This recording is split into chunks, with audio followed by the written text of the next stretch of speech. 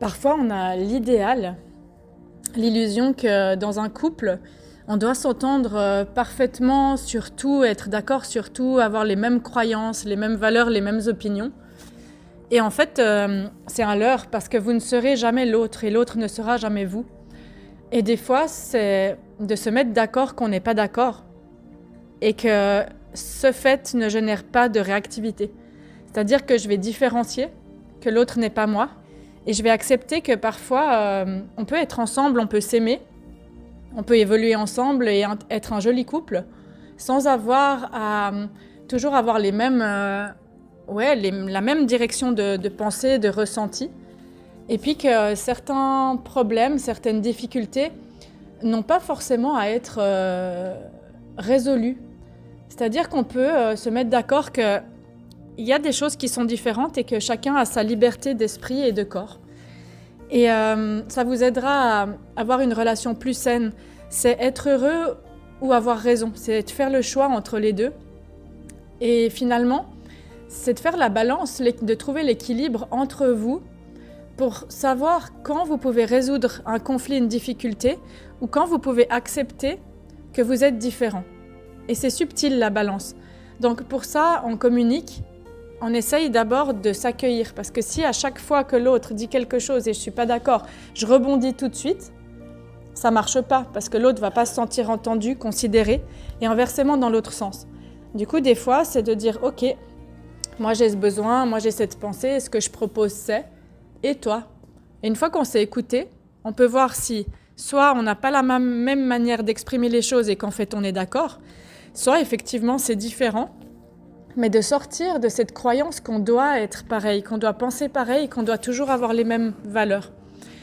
Et en fait, les problèmes qui peuvent être solubles, ils peuvent être traités dans la communication, dans accueillir le monde de l'autre, être accueilli dans son monde, pour éviter que ça se transforme en rancœur avec le temps. Mais les schémas qui font de nous des êtres différents ont aussi à être acceptés, compris, et parfois de dédramatiser, de mettre un peu d'humour dessus. De dire ouais, effectivement, là, on n'a pas la même vision des choses et c'est ok.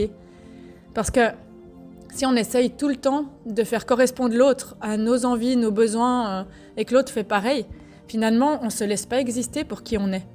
Et du coup, ça vous met dans une lutte perpétuelle pour avoir raison.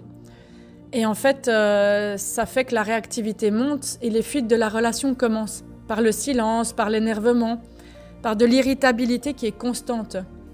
Vous pouvez avoir des opinions qui sont différentes sur à quel taux travailler, sur l'éducation des enfants, sur des besoins émotionnels, sur vos langages de l'amour.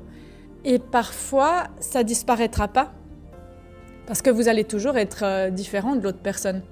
Et dans chaque couple, il y a des problèmes qui peuvent être résolus avec une prise de responsabilité, une communication et des choses qui m'agaceront peut-être un peu chez l'autre ou qui sont en dehors de ce que moi je pense et qui seront toujours ainsi. C'est les petits défis et les grands défis du quotidien. Et en fait, moi ce que je vous propose, c'est quand ça arrive, c'est de le régler le plus vite possible. Déjà d'emménager un espace de parole autour, de dire oui, on peut en parler et on peut apprivoiser la réactivité là autour. On va essayer de trouver des solutions, se proposer mutuellement tout un tas de solutions pour résoudre ce qui peut l'être et en fait embrasser avec compassion ce qui ne peut pas être changé et de trouver l'équilibre entre les deux. Quand on fait la paix avec les différences, on peut apprendre des différences, on peut être complémentaires. Ça donne une team parfaite, géniale, et ça donne une construction de base de la relation qui est solide pour affronter les défis. Et parfois, de dédramatiser, c'est vraiment le mot. C'est de dire, ok, on peut peut-être en mettre de l'humour. Et vous faites une équipe quand vous faites ça, vous lâchez prise et vous discernez quand c'est le moment d'avoir raison, d'essayer de faire changer l'autre. Ça marche pas. Ou quand vous pouvez lâcher prise et dire, ok, je vois que tu penses ça. Et moi, je pense différemment et c'est ok. Je pense que vous savez faire la différence. Voilà. Donc, c'est vraiment cette idée d'être heureux ou d'avoir raison. Et on peut faire le choix à chaque instant. Parce que Il y a cette croyance qu'un couple parfait, c'est de regarder tout le temps dans la même direction. Alors globalement, pour votre direction de vie, vos projets, et en général, si vous vous êtes choisi, c'est que vous avez des affinités de toute façon et vous ne pourrez jamais avoir 100% d'affinités. Ça, c'est un leurre.